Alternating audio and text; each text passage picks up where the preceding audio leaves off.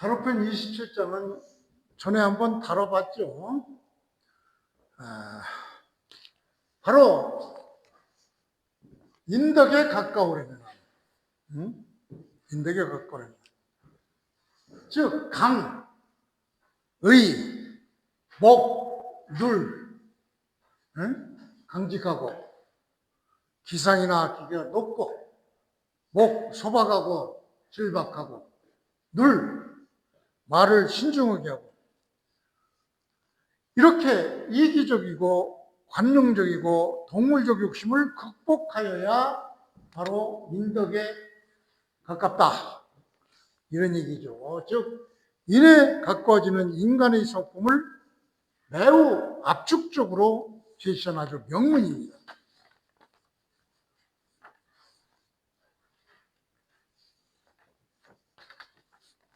그래서 본문은 자활, 강, 의, 목, 눌, 근인 이게 본문입니다. 이거를 일부러 주자는 어떻게 해석했는지 이거 따로 이렇게 해석해서 이렇게 문장을 구분해 봤습니다. 즉 그냥 지어가면 강직하고 의, 과감하고 질박하고 말이 어눌한 사람은 인에 가깝다 이런 얘기죠. 자, 인에 가깝다.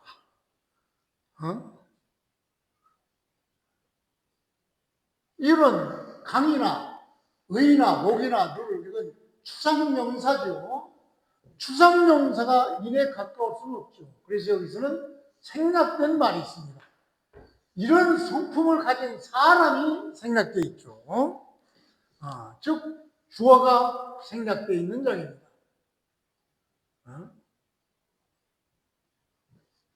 강이 인에 가깝다, 강이 인덕에 가깝다. 추상적인 명사가 어떻게 인덕에 가깝습니까? 추상적인 그런 이것을 가진 사람, 이러한 성품을 가진 사람이 인에 가까운 것이죠. 인이라는 것은, 인덕이라는 것은 사람만이 가질 수 있는 것이지 추상명사가 가질 수 있는 것이 아니죠. 따라서 여기서 가장 중요한 바로 주어가 생략되어 있다는 것을 알아야 됩니다. 주어 생략이 되어 있죠. 주어 생략은 바로 강과 의가 목과 누를 내포하고 있는 이런 성품을 가진 사람, 그런 사람이 인의 인덕에 가까운 것. 그는 여기서 수로죠. 가깝다. 인덕에 가깝다. 인덕은 사람만이 가지고 있으니까 이런 추상명사를 가지고 있는 그런 사람, 주어가 생략되어 있다는 것을 꼭 알아두셔야 됩니다. 그런 사람만이 바로 인덕에 가깝다 이런 얘기죠.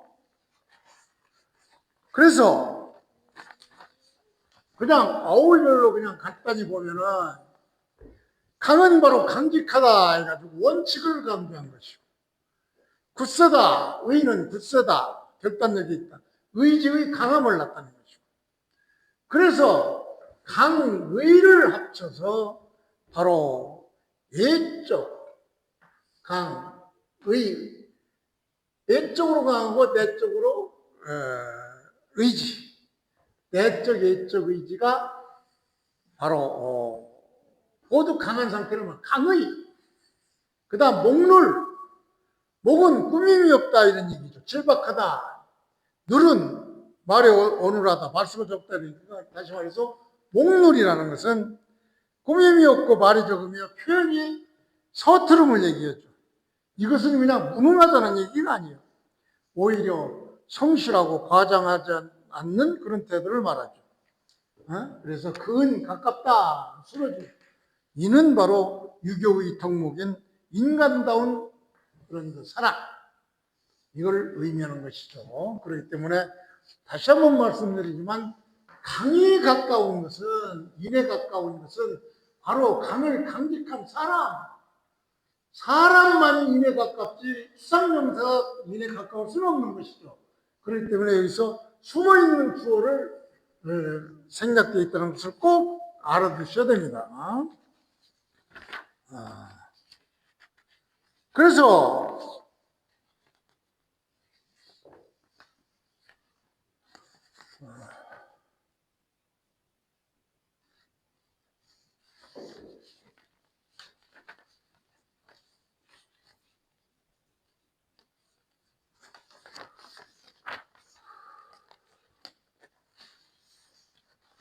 그래서 여기서 인의 본질적인 조건은 바로 인에 가까울, 인덕에 가까우려는 사람이 본질적인 조건은 바로 강의는 바로 도덕적 실천력을 얘기하는 것이죠.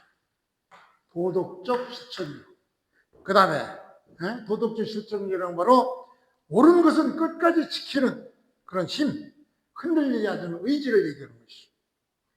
그냥 아는 것이 아니라 실천하는 힘, 이거 있어야 인에 가깝다 이런 얘기죠. 그 다음에 목론은 바로 진실성과 철저를 얘기하는 것이죠.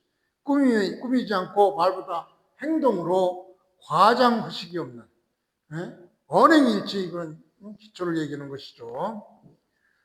그러니까 철학적으로는 바로 이는 화려함이 아니라 그 성품에서 나오는 것이죠. 공자는 여기서 인격은 말이 아니라 실천에서 나온다 이런 얘기죠. 그래서 이것은 여러 가지로 해석할 수 있지만 주자, 집주에서는 어떻게 해석했는가 요걸 한번 보면서 끝내기로 하겠습니다. 주자 집주에서는 강을 뭐라고 표현했느냐, 강이 불굴하다 이렇게 봤어요. 네? 강함. 강에서 굳세어서 굽히지 않는다. 이게 강이에요. 강은 굳세어서 굽히지 않는다. 이런 성품을 가진 사람이 인에 가깝다 이런 얘기죠. 그 다음에 의는 바로 과이 유수 됐어요. 과단성이 있으나 유수 지키는 바가 있다. 과단성이 있으면서 유수 지키는 바가 있다. 즉 결단력이 있다 이런 얘기죠. 원칙을 유지한다 이런 얘기. 목은 뭐냐? 박이죠. 이게 박이 나무목이 있으니까 이게 통나무박이라고. 통나무박. 질박하다 이런. 목은 질박하다 이런 얘기죠. 나무처럼 꾸밈이 없다 이런 얘기죠. 인의적 꾸밈이 없는 상태를 얘기하는 것이죠. 그 다음 눈은 뭐냐? 주자는 바로 지, 눈, 언이라고 그랬어요. 말에 있어서 지하고 둔하다. 지 여러 번 나왔죠. 지는 바로 굼뜨고 미련하다 이런 얘기죠. 응? 더디다. 말을 더디게 한다. 미련하게 한다. 이런 얘기. 둔은 둔할 둔자. 지둔, 무딜둔, 둔하게 한다. 즉 굼뜨고 둔하게 말을 그렇게 잘 못한다 이런 얘기죠. 그러니까 말보다 실정이지 겉만 번지르게 말만 잘하는 사람 안 된다 이런 얘기죠. 그래서 주자는 이 사자를 이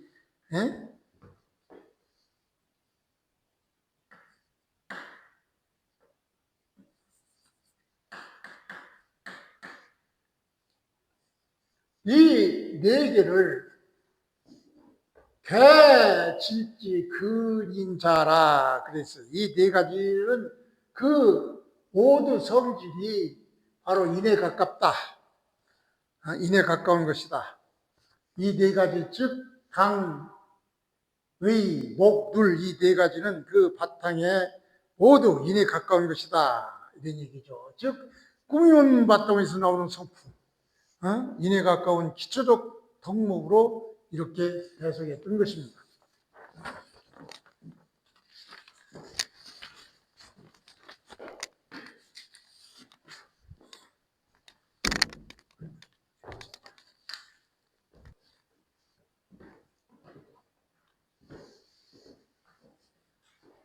자료편 28장은 이 장은 단순한 인간관계 예절이 아니라 관계의 기능적 차이를 설명합니다. 친구관계, 형제관계, 즉 친구관계는 도덕적 성장을 목적으로 하여 솔직한 비판 충고가 있어야 하고, 형제관계는 정서적 안정을 위하여 화목 따뜻하게 해야 된다. 이런 얘기를 한 것이 바로 자료편 28장입니다. 문장을 보면 자로 문활 하여사 가의 지사야. 지사의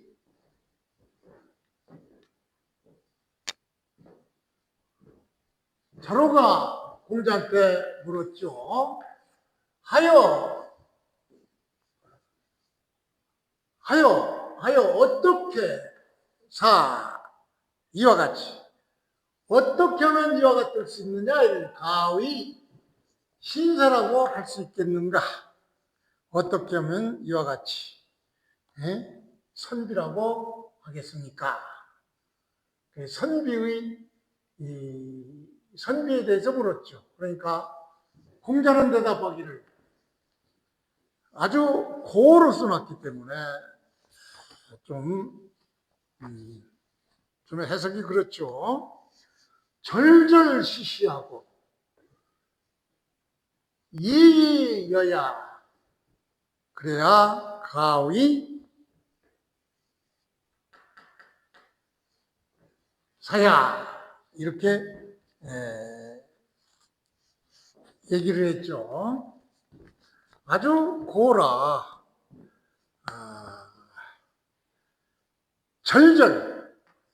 절절은 바로 자를절자죠. 원통할 때 원통할 때는 여기서는 절이니까 자른다. 어떻게 자르냐? 간곡히 권하고 잘못을 착한다 이런 얘기죠. 그리고 애를 쓰고 노력한다 이런 얘기죠.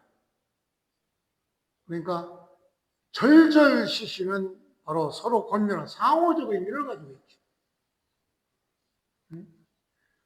그래서 이 절절시리를 논어 집주에서는 뭐라고 했느냐? 상절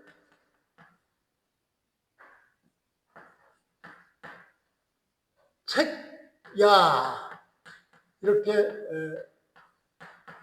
해석을 했어요. 즉 서로 간절히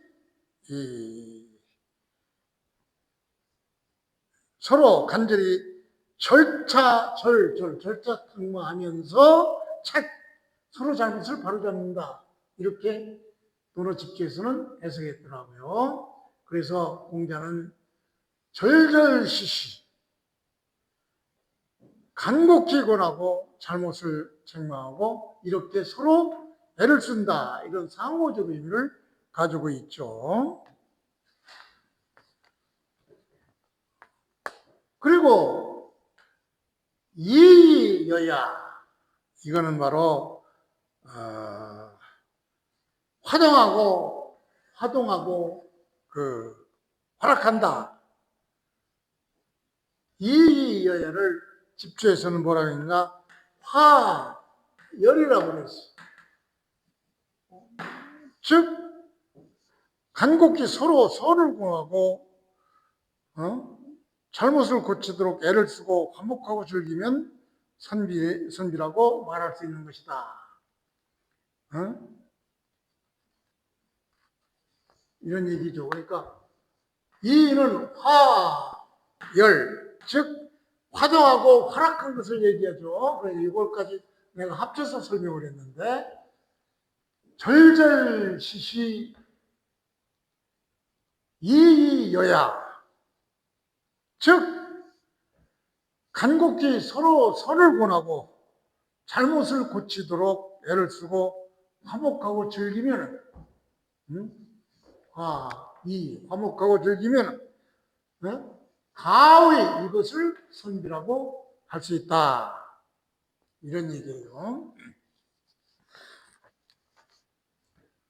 그래서 부모 절절시시, 부모 친구 간에는 절절 간곡히 서로 권하고 잘못을 고치도록 애를 쓰고, 또 형제 간에는 이의한다, 부드럽고 화목하게 즐겨야 한다, 이런 얘기입니다. 그러니까 이 친구 관계와 형제 관계, 이 친구 관계는 바로 비판과 권면을 중심으로, 또 형제 관계는 화목과 정을 중심으로. 그래서 친구 간에는 절절시시, 즉 서로 비판하고 교정하고, 형제 관계는 바로 이 화목 정서적 안정을 요구하는 것이죠. 그래서 결론은 군자는 관계에 따라서 다른 덕을 실천하는 것이죠. 친구에게는 직언을, 형제에게는 화목을.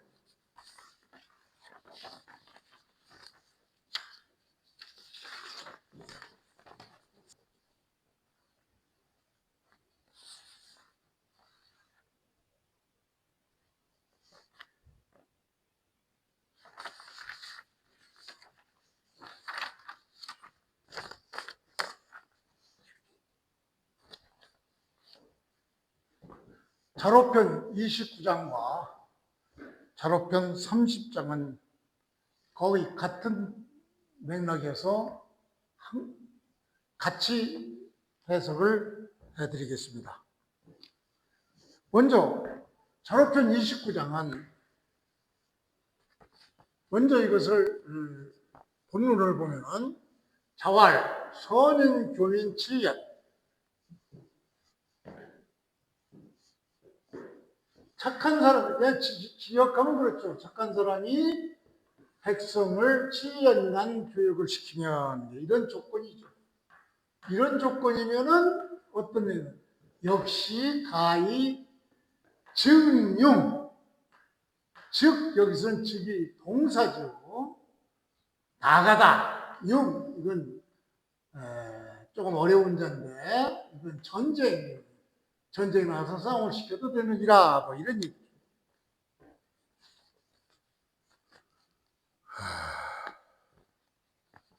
자, 여기서 선인은 자활 선인 교민 7년, 이 얘기는 바로 선인이라는 것은 훌륭한 지도자, 이걸 얘기해요.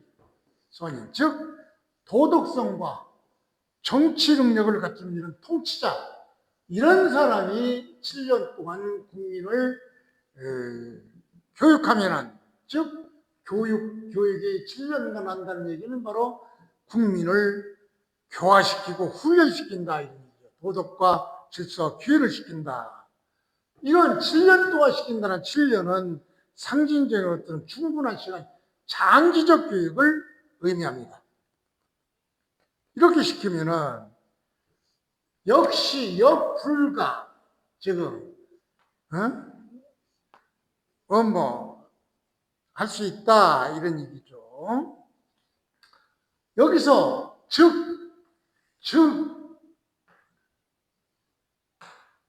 용이죠. 즉은 여기서 수로입니다. 수로. 즉 수로로 나아가다, 이런 얘기예요. 용은 전쟁이라는 얘기죠. 이 용은 바로 사전에서 찾으려면은 바로 부수가 창과변이에요. 창과변에다가 십자를 썼죠. 이 창과변의 부수를 찾아야 되니까 이건 바로 병기융자죠. 병기융자니까 이건 전쟁이나 싸움, 이걸 얘기해요. 전쟁을 얘기해요. 그러니까 선인이, 즉 도덕성과 정치 능력을 가진 훌륭한 정치 지도자가 오랫동안 백성을 교화하고 훈련시키고, 그렇게 하면은 가히 전쟁에 나가서 싸우게 할 수 있다. 이런 얘기죠. 여기서 융전쟁은 바로 국가를 위한 나라 수호를 위한 성전을 의미하는데 하여튼 이런 성전 이름은 전쟁에 나가게 할 수 있다 이런 얘기죠.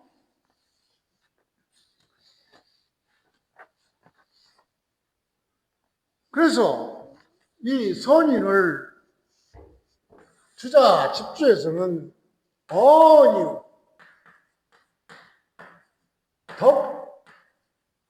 덕지이냐 그랬어요. 덕을 가진 그런 사람. 그러니까 선인은 덕을 가진 사람이니까 덕을 가진 유능한 지도자 이런 얘기죠. 이런 유능한 지도자가 7년 동안 백성을 교육시킨다. 의를 알게 한다. 교민 7년은 주자 집주에서는 또 어떻게 표현을 했느냐.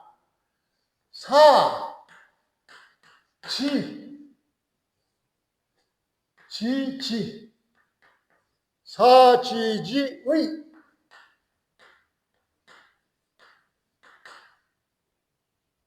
알게 하다. 뭘? 의를 알게 하다. 이런 얘기죠. 그리고 나서 이 습 연습하다. 야. 그러니까 7년 동안 뭘 하느냐? 의를 알게 하고 백성들을 의를 알게 하고 경사에 대해서 연습시킨다. 이런 얘기예요. 그러니까 덕을 가진 착한 지도자가 유독지, 언유독지인 덕을 가진 유독한 지도자가 의를 교육시키고 알게 하고 그리고 경사훈련을 군대 훈련을 연습시켜야 한다. 이런 조건으로 해야 쉽게 풀이해서 백성을 오랫동안 가르쳐 의를 알게 하고 그의 군사교육에 익숙하게 해야 된다. 그리고 난 후에야 뭘 해야 되냐? 그리고 난 후에 연후 가히 사지 종군 그런 데야 비로소 군대에 나아가게 할 수 있다. 이런 얘기죠. 즉 29장에서의 철학적 의미는 단순히 군사훈련이 아니죠. 도덕적 교화가 국가의 힘의 근본이다. 이렇게 보는 것이죠. 그리고 이 7년 단기 훈련이 아니라 장기적 인격 질서 그런 교육을 질서 교육을 의미하죠. 그래서 강한 군대는 훈련이 아니라 교화에서 나오는 것이죠. 도덕적으로 길러진 백성만이 진정한 힘을 가진 그런 국민이다. 이렇게 보는 것이죠. 이와 연결해서 자료편 30장은 바로 전쟁 준비 없이 백성을 전쟁터에 내보내는 것은 결국 희생을 강요함으로 이것은 통치가 아니라 백성을 버리는 그런 행위다. 그러니까 지금 본 29장과 짝을 이루어 교육 없는 전쟁의 부당성을 강조한 구절이 바로 30장입니다. 문장을 보면은 자왈 이불교 민전 백성을 바르게 가르치지 않고 전쟁에 싸우게 한다면 이것은 이 앞군형 전부죠. 이것은 말한다. 뭘? 기지, 백성을 버리는 것을 말한다. 지게 가면 이렇게 되죠. 여기서도 문법적으로 조금 문제가 있는 그런 장이죠. 불교민전.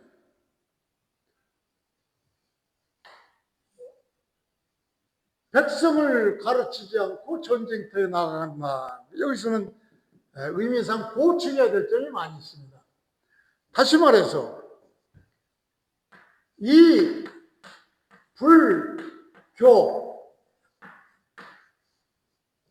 민 백성을 가르치지 않고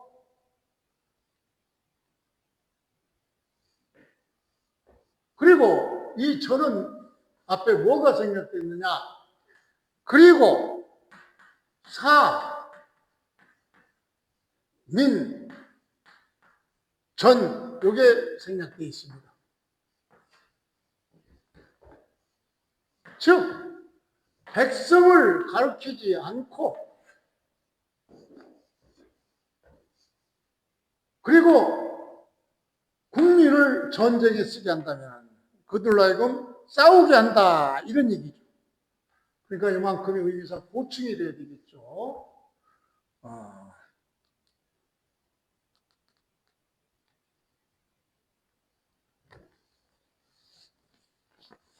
그러니까 백성을 가르치지 않는 상태에서 훈련하지 않은 상태에서 전쟁에 나가게 한다.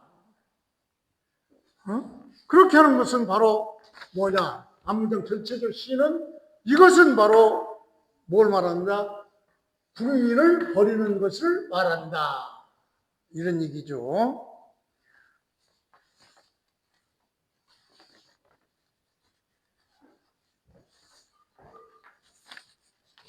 그러니까 30장은 바로 전쟁 준비 없이 국민을 전쟁 때 내보내는 것은 결국 그 희생을 강요하는 것이므로 이건 통치가 아니라 희지 백성을 버리는 것 이것이죠. 다시 말해서 29장과 짝을 이루어서 교육 없는 어떤 그 전쟁, 훈련 없는 전쟁은 전쟁의 부당성을 강조한 그런 기절이 되는 것입니다.